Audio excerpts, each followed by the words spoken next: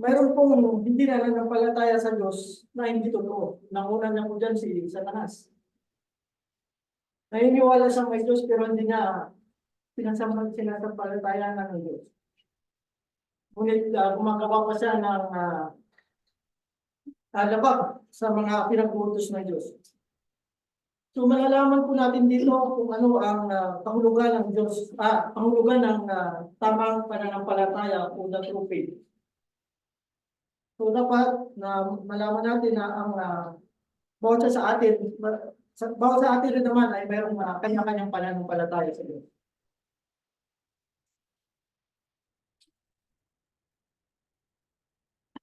Yan po ang aking pamagat sa umaga nito. What is true faith?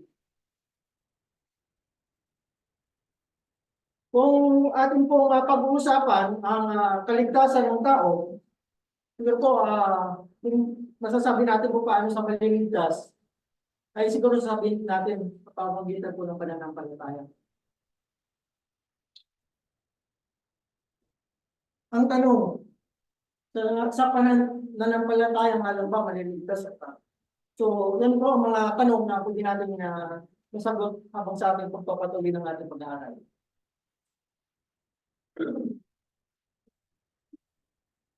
Ang tanong, how important is faith? Gaano nga ba kahalaga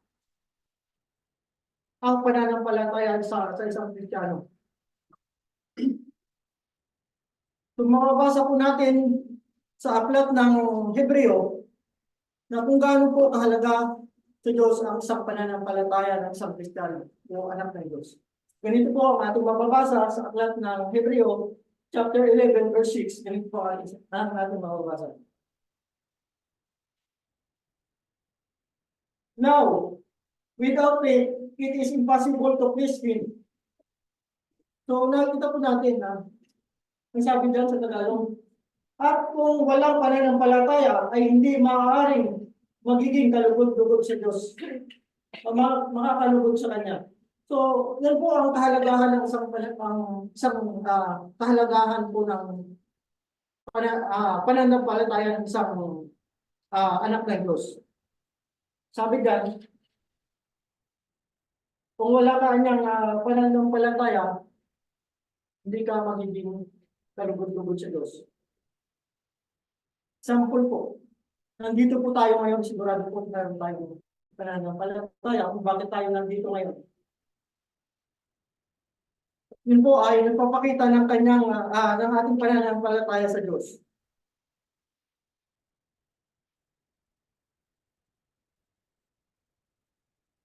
So, sa Roma chapter 5, verse 1, ganito po. Therefore, since we have been declared righteous by faith, we have peace with God through our Lord Jesus Christ. Sa Tagalog. Yaman nga ang inaring ganap. Sa pananampalataya, mayroon tayong kapayapaan sa Diyos sa pamamagitan ng ating Panginoong Kristo. So, yan po ang pananampalataya. Kapag mayroon po tayong pananampalataya sa Diyos, mayroon tayong peace o mayroon tayong kapanatagan sa ating Panginoong Kristo o sa ating Diyos. Bakit sabi niya nga, without faith, it is impossible to please God. Ang tanong, what is faith o pananampalataya talaga kung ang pananampalataya lang ba ay siyang makakapagligtas sa tao? Sa Hebreo chapter 1 po, verse 11, ganito po ang sinasabi.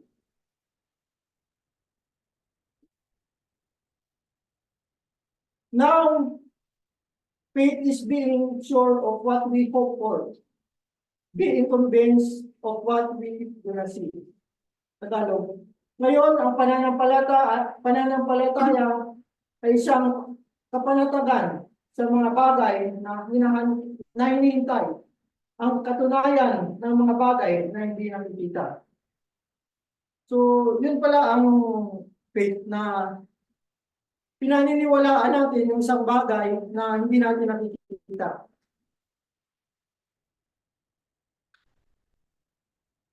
Na hinihintay natin, bagaman pinaniniwalaan, hinihintay natin na darating na ang pagkakataon na yung mga bagay na ating pinaniniwalaan, halimbawa, yung kaligtasan ng Diyos ay magiging reality pagdating ng panahon. Kung tayo ay magtagumpay sa ating pananampalataya.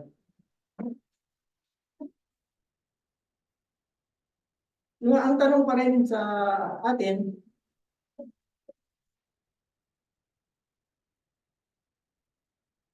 faith and belief only can save.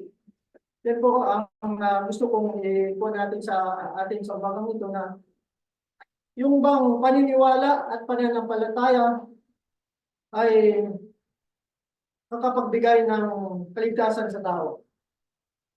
So sa John 3:16 nga po, ganito po ang ating sinasabi. For this is the way God loved the world. He gave His only one Son, that everyone who believes in Him will not perish, but have eternal life. Tagalog, sapagkat ngayon na lamang ang pagsinta ng Diyos sa sanglibutan, na ibinigay ang kanyang bugtong na anak, upang ang sinumang sumampalataya ay magkaroon ng buhay na walang hanggan. So, dyan po ba sa passage na yan ay sinasabing maniwala ka lang ay maliligtas ka na. So, mayroon po kasing ibang naniniwala na maniwala ka lang at manampalataya, maliligtas ka na. So, ang sagot po ay hindi po sapat o hindi po blind faith po ang sinasabi. Kapag ito lang po ang ating pinagbasihan na maniwala ka lamang at sumampalataya ay maliligtas ka na. So, ibig po bang sabihin ng verse na ito ay tulang o anong mali? Hindi po. Tama po yan. Isa po yan sa steps of salvation na kasama sa list of, para maligtas ang isang tao. Dito po natin makikita ang uniqueness ng Biblia. So, ano bang sabi po makikita po natin sa ibang Biblia, sa ibang aklat? So, dito po natin makikita na ang Bible po ay hindi na po kontradiksyon. So, kailangan na po natin aralin ito para malaman po natin talaga ang totoong sagot. Kaya nga po, ang Bible po ay isang pinakamagandang aklat na pag-aralan ng isang tao. Sapagkat ang kasagutan po ng lahat ng mga problema ay makikita po natin sa Biblia. So sa ating pong pagpapatuloy, so babalik po tayo sa aklat ng Hebreo. Sapagkat itong aklat ng Hebreo ay tumatalakay talaga sa pananampalataya. So ilang beses po ang salitang faith na nabanggit mga 32 times sa Biblia. So, bago po natin tayo pupunta doon, ay ang totoong faith po ay ito. Ito po ang totoong faith. Base po sa babasahin natin mamaya. True faith. Kailangan pong maniwala, kailangan pong may gawa, at kailangan po ng obedience o kailangan po natin sumunod. Ano po ang katunayan? Ganito po. Mababasa po natin sa aklat ng Hebreo pa rin, sa chapter 11, verse 4. Ibaba po natin ang pagbasa. By faith, Abel offered God a greater sacrifice than Cain. And through his faith, he has commended as righteous, because God commended him to his offerings, and through his faith, he still speaks to his head.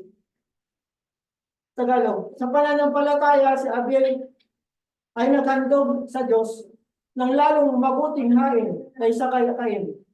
Sa pananampalataya, nito sinaksihan sa kanyang matuwid na nagpatotoo ang Diyos tungkol sa kanyang mga kaloob. At sa pamamagitan nito, patay na siya ay nakakapagsalita. So, nung makikita po natin dito sa ating binasa na naghandog si Cain. Pero, naniniwala lang ba siya dun sa sa Diyos? Meron po siyang ginawa.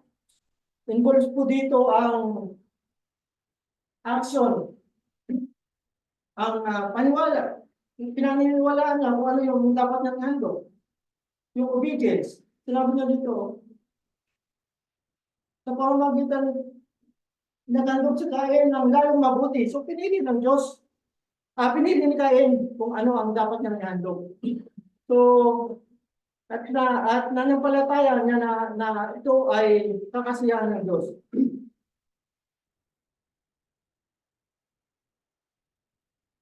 At sinunod niya kung ano yung karapat-dapat na kanyang ihandog. Kaya naging katanggap-tanggap ang kanyang handog compare kay Abel. Ito po ay nagpapakita ng tamang pananampalataya. Sabi nga natin kanina, ang tamang pananampalataya ay hindi ka lamang maniwala at sumampalataya, kundi it involves belief, action, and obedience. Ano po ang mga sumusunod?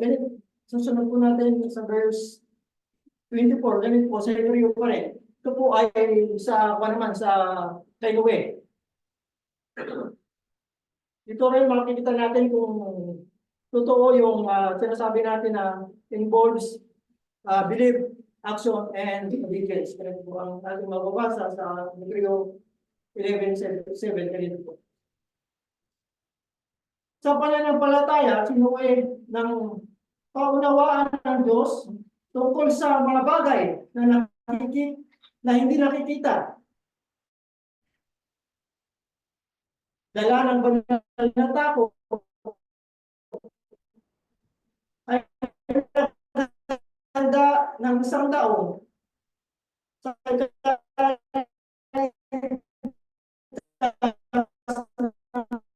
kanyang sambahayan. Nasa pamamagitan nito ay hinatulan niya ang sanglibutan at naging tagapagmana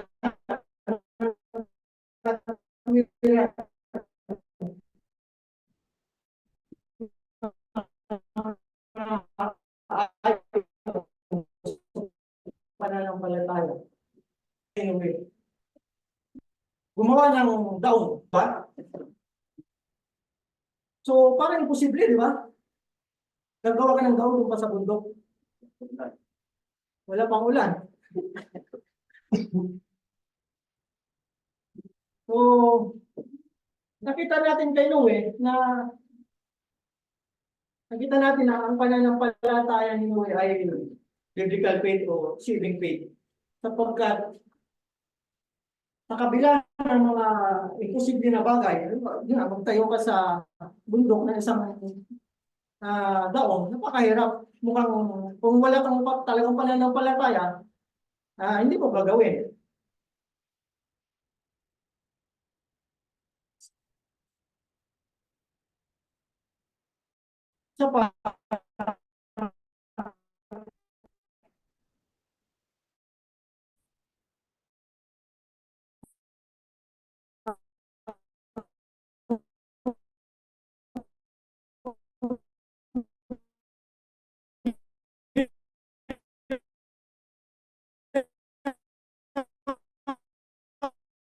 Sa kanino, hindi lang yung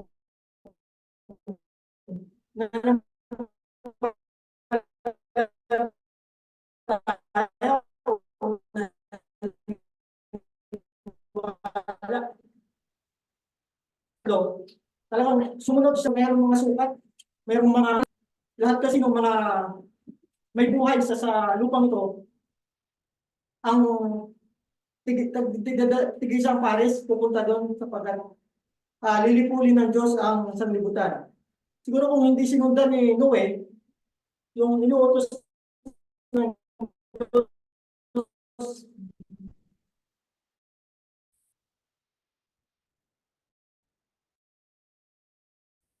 malamang hindi sila maliligtas. Ano, kung hindi na sinundan yung haba at ng luwang na barko, overloaded. Kung baka hindi magkasya yung mga hayop na pupunta doon. Kaya dito po natin makikita na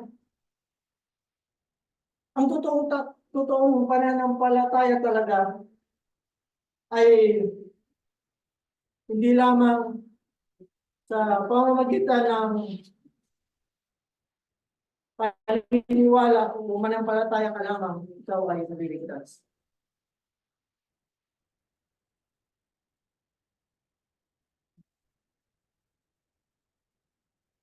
Ganun po ang ating mababasa sa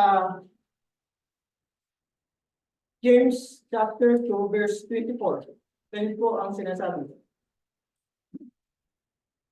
You see that a person is justified by works and not by faith alone.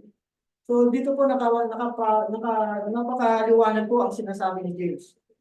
Sinabi na dyan na hindi lamang ang pananampalataya ang makakapagligtas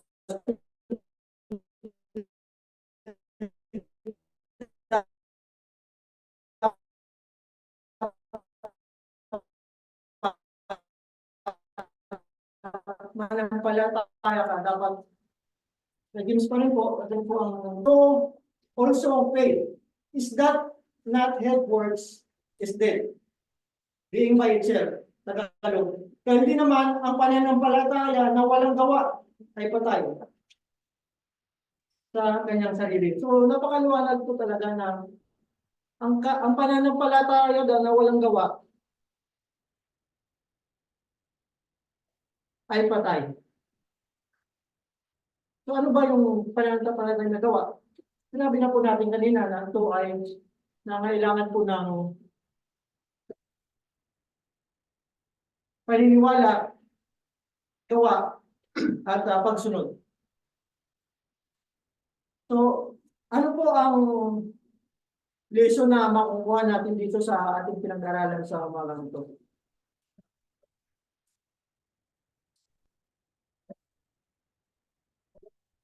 Ano ang magagawa ng faith sa bata sa atin? Sabi nga kanina, without faith, it is impossible to please God. So, napaka-importante po ng pananampalataya sa isang tao. Na ang matutunan natin sa pag-aaral na ito ay magamit po natin sa ating pang-araw-araw na pamumuhay. Sapagkat lagi po tayong sa araw-araw pa lang kailangan mo magdesisyon kung anong dapat natin yung desisyon. Kung wala kang pananampalataya, maaari kang maging manglupay-pay sa ating pananampalataya. Kaya nga po yung ibang kapatid natin na minsan nananalangin po tayo na sana ang ating mga kapatid na wala dito o minsan pinapanalangin natin na pinanghihinaan ng pananampalataya. So, anong lesson na ating matutunan sa pag-aaral na ito? So, true faith involves belief, action, and obedience. If you have faith, it empowers you. Empowers you not to sit back in our life and admire your faith. So, ang pananampalataya po ay nakapagpapalakas po sa bawat sa atin. Kapag palakas po sa ating pamumuhay upang tayo ay magpatuloy. Minsan po sinusubok po tayo talaga, hindi po natin maiwasan sapagkat tayo po ay namumuhay sa sinupang daigdig.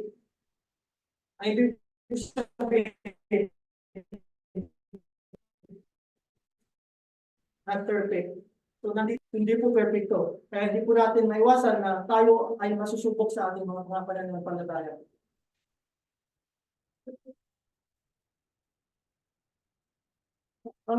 If you do not have faith, you can do anything.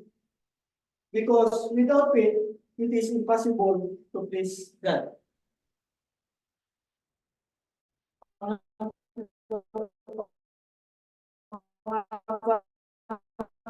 You can get, ikaw ay walang pananampalataya. Panghuli, you can walk with God without faith. Hindi ka makakalakad sa Diyos kung wala kang pananampalataya.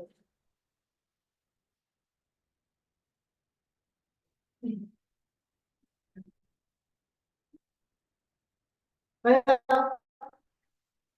ang ating pagsamba sa umagang ito, kung bakit tayo nandito?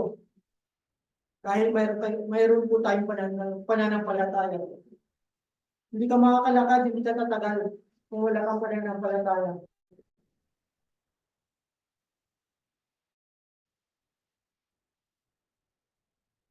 Ang pananampalataya parang makarating sa pangulunan kung wala kang, yung sasakyan mo walang gasolina. So, napakahalaga po ng faith sa bawat sa atin, sa bawat mananampalataya, lalo na kung tayo ay isang mananampalataya ng Diyos. Dapat tayo ay firm sa ating pananampalataya na kaya ng Diyos na gawin ang lahat ng mga bagay na paniniwalaan natin ang kanyang mga ah, pangako. Lalong-lalo na ang pangako ng buhay na walang hanggan.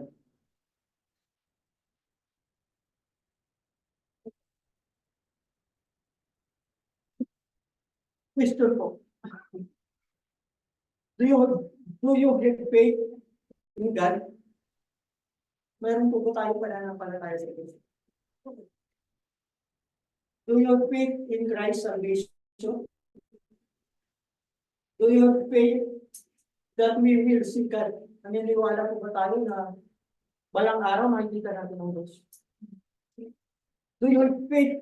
Do you believe eternal joy? Naniniwala po ba tayo na mayroon walang hanggang kaligayahan? Ang uli, do you have faith? Do you believe with eternal punishment?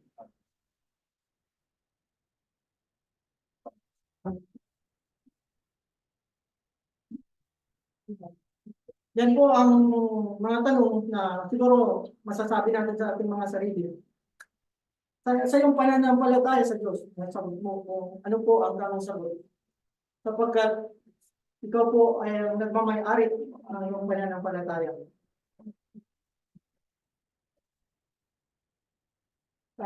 Bilang application po sa atin sa buhay na ito,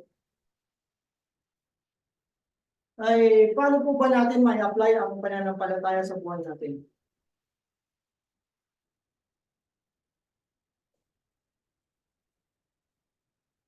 So, malapit na po ako magtapos mga kapatid. So, dito na po tayo sa application kung paano natin may apply ang ating pananampalataya. Sabi nga natin kanina, sa buhay natin ito ay hindi natin maiwasan na hindi natin masusubukan ang ating mga pananampalataya. Hindi masusubukan ang ating mga pananampalataya.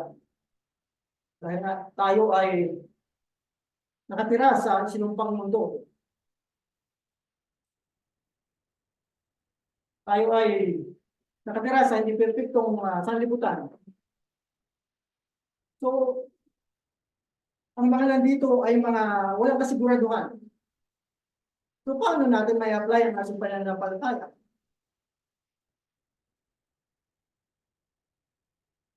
So, basahin po natin sa aklat ng Mateo,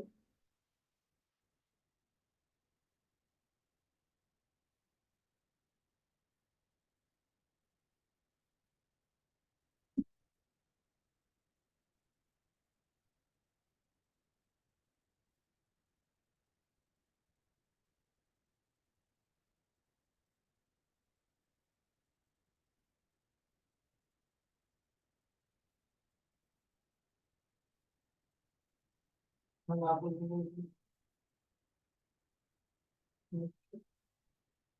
Matthew chapter 14, verse 22.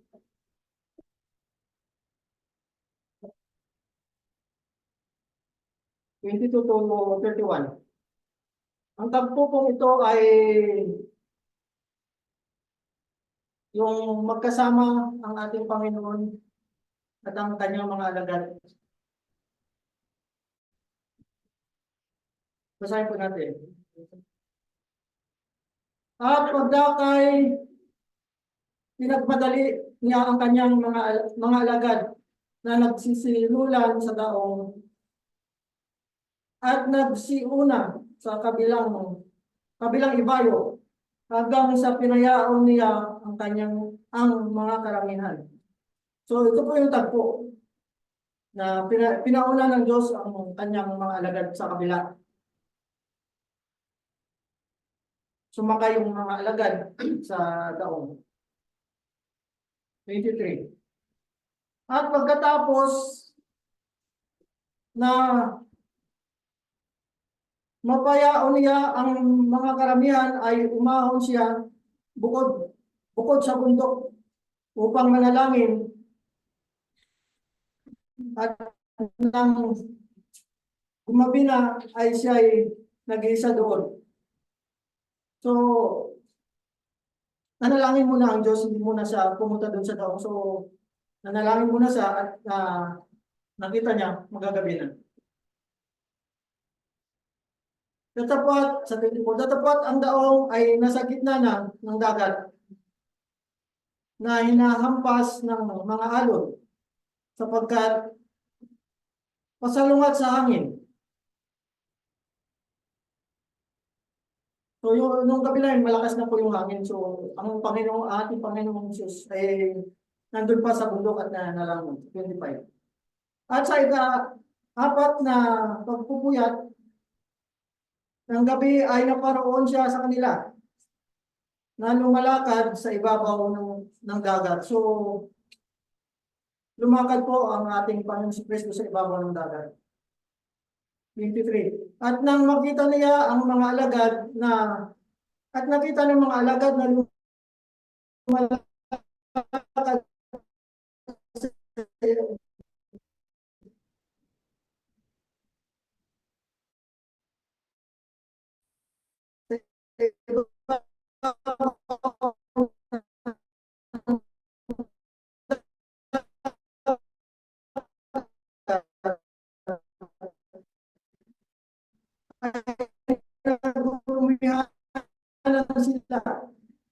nanakad dahil sa takot. So, sa dagat. So, natakot pa ng Kristo.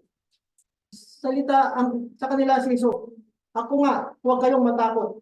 So, dito nagpakilala na po ang ating Panginoon Kristo. Sabi niya, laksan ninyo ang inyong loob at huwag kayong matakot. At sumagot sa kanya si Pedro at nagsabi, Panginoon, kung ikaw nga ay paparianin mo ako sa iyo sa ibabaw ng tubig. So, nung nakilala ni Pedro ang ating Panginoon Kristo, nagsabi niya, Panginoon, kung ikaw talaga yan, papupuntahin mo ako sa iyo. So, ang nangyari po, at sinabi niya, halika, at lumusad si Pedro sa daong at lumapit sa ibaba at lumakad sa ibabaw ng tubig upang pumaroon kay Jesus. 30. Pagkakita niyang malakas ang hangin, ay natakot siya at nang siya ay malulubog, ay sumigaw na nagsasabi, Panginoon, iligtas mo ako. 13. Ituloy po natin. At pagdakay, iniunat ni Jesus ang kanyang kamay at tinawakan siya at kanyang sinabi, O ikaw, nakakaunti ang pananampalataya. Bakit ka nakaliglangan? So, yun po ang story ni Peter. So dito nakita natin na nasubukan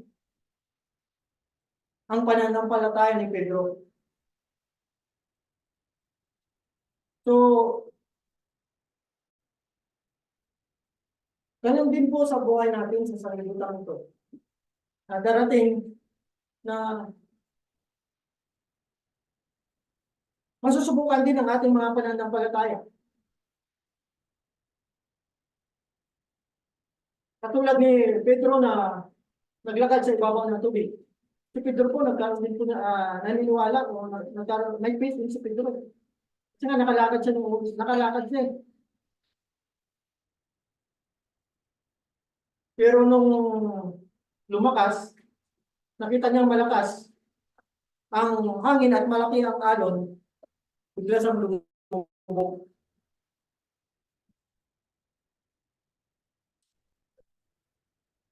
So, bakit siya lumubog?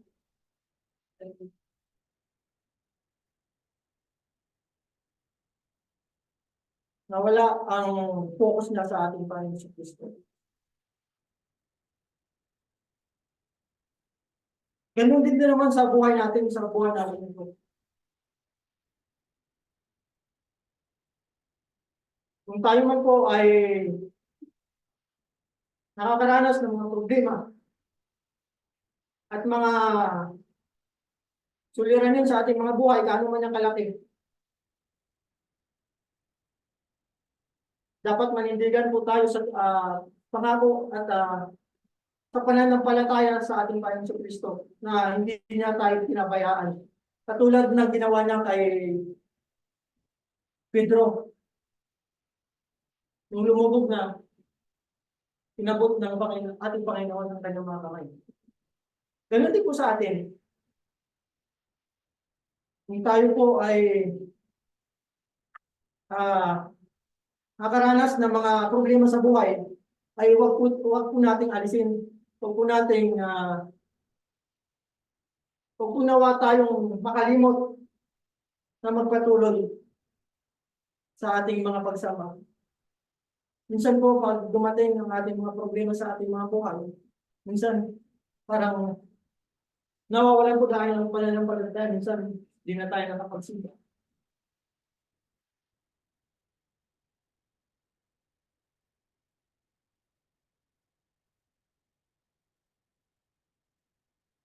Minsan parang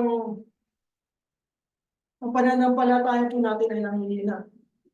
So, paano ba natin palakasin ang ating pananampalataya? So, dapat maging focus po tayo sa Diyos. Sapagkat ang Diyos po lamang ang ating buhay. Parang isda. Kapag inalis mo yan sa kanyang source, ano ba yung source ng isda? Tubig. Pag inalis mo yung isda sa tubig, mamamatay. Ganun din po ang pananampalataya. Pag inalis, hindi tayo nagpatungkol sa ating pagsamba, sigurado po ang ating pananampalataya ay manghihina. Pag nagtuloy-tuloy, maaaring pong mamatay. So, bago po ako magtapos, ay mag-iwan po ako ng isang mensahe na sana darating ang araw na huwag tayong matakot sapagkat ang Diyos ay nandito po lamang. Sana huwag magaya na sinabihan tayo ng Diyos. Na gaya ng sinabi niya kay Pedro. Ano ba ang sinabi niya kay Pedro sa chapter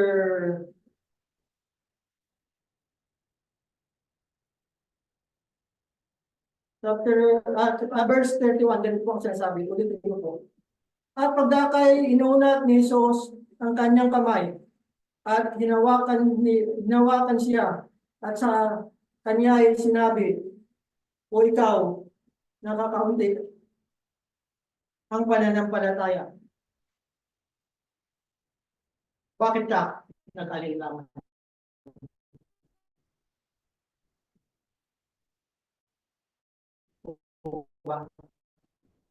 So, wag na sabi nga natin kanina na without faith, it is impossible to please God. Ginawa na po ng lahat ng Diyos kung paano tayo manampalataya sa Kanya. Gumawa na siya ng lahat ng mga himala upang tayo maniwala. Kaya niyang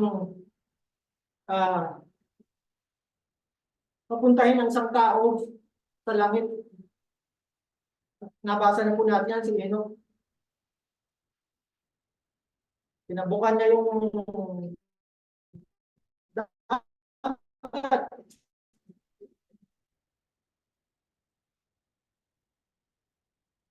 bumuhay siya ng mga patay. Namatay siya at nabuhay.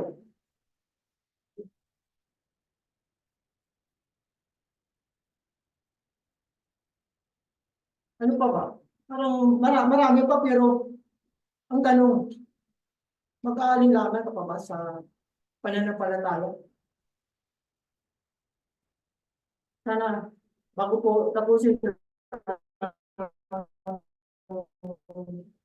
ah pag-aaral nito, na parang message na rin na sana huwag darating ang panahon na sasabihan tayo ng Diyos na kakaunti ang ating pananampalataya.